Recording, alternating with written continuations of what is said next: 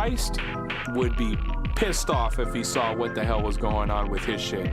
I mean, if he knew that a bunch of people were murdering and slaughtering, you know, all these Native Americans from the Caribbean before it became America, in his name, do you think that's what he would have been about? He was a pacifist. I've heard it said before that really, as you just pointed out, the church, the Catholic Church, really has nothing to do with Jesus. It was actually built by Peter, who said there was the church, the rock the church was built on. So really, it's just a different organization using sort of Jesus as their mascot. Now, given the name Peter comes from Egyptian Ptah. Ptah. Or yes. Ta. Or Ptah Pan. Ptah. Another god. You know, so yes. You think about that. Yeah, and the spit sound. Wait a minute. How about, what was up with the Egyptian pharaoh Tutmosis? Ah, right. Like, is that... Yeah, Moses was in there. He was this royal familial... Yeah, like, was Moses a different sort of name? And, okay, so what about in the Old Testament when Moses leaves Egypt and has the 10 Commandments? What about it? Tell us more. Let's dive into it. What about those motherfuckers? Well, let's see. The 10 Commandments is straight up plagiarism of the Egyptian Book of the Dead. Okay. In the Book of the Dead, you will find the 10 Commandments thrown right in there. They're similar, the same, worded? Very similar, simplified. Right. I can tell you that monotheism came from Egypt. It came from the pharaoh Akhenaten, father of King Tut, the guy that a lot of people on the internet and YouTube are saying looks like Obama. Right. Half the face, one stone and one flesh, and yeah. It is crazy. Not just him, the whole Obama family. Yeah, I mean, his kids look like Obama's kids, you know? His mom, Queen Tia, looked like Michelle. Yeah. How do you explain that? That's some crazy coincidence. Yeah, coincidence. Finger to mouth, pinky ring.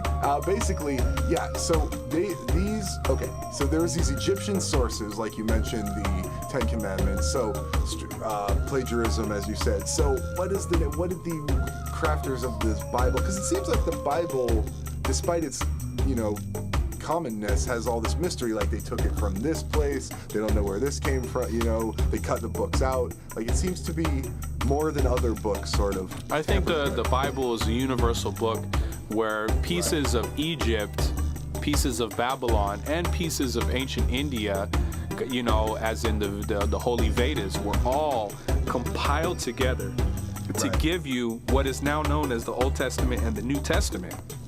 When you think about how Moses came from Egypt, maybe Moses altogether was an Egyptian. Sure. Now, given if that is the case, then maybe the whole Hebrew language is an Egyptian language. Because when you think about Moses and all the people that were with him that were exiled from Egypt, and wait, didn't Moses come from a royal lineage? Right, but adopted. Now, the story of Akhenaten is of royal lineage, but adopted. The adoption agency strikes again. How so is that? Who knows? I mean, you said it's the same fable. Akhenaten, you said? Akhenaten. AKA Obama.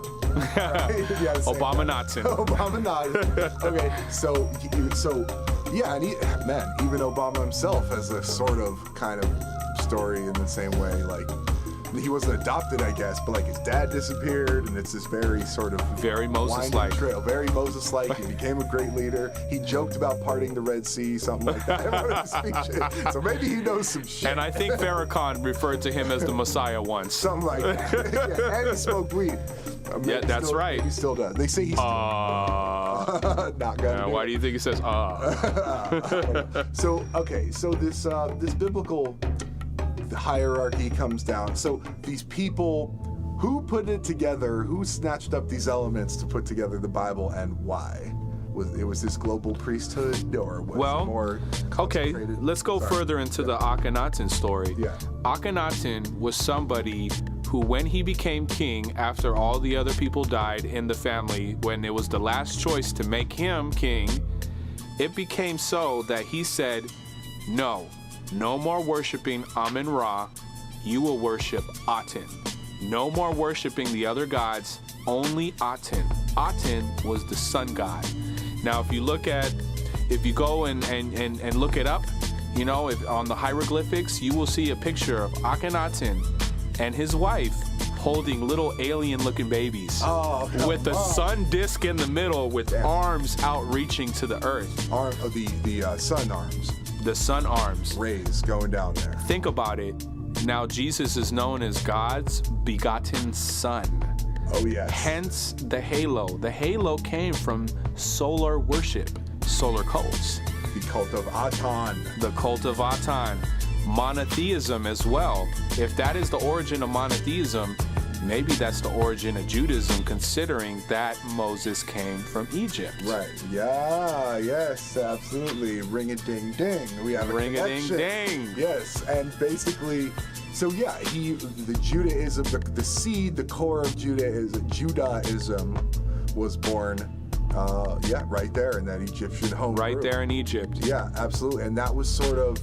So where does that come from? What was going on before, and for how long with the previous Amun-Ra, different non-monotheistic? Well, during the dynastic and the pre-dynastic period, you know, Amun-Ra was still a symbol of sun and God. However, there was, you know, a pantheon of other gods, you know, that all had different purposes. Now, all of them were all astrotheological, and there's even reasons why some of them had animal heads and things like that, hence like what we saw with the head of Tahuti, how it was in the same shape of I think, was it Orion's belt or one of those star systems. Given we have all of these pyramids that are aligned to stars, there is a significance behind that.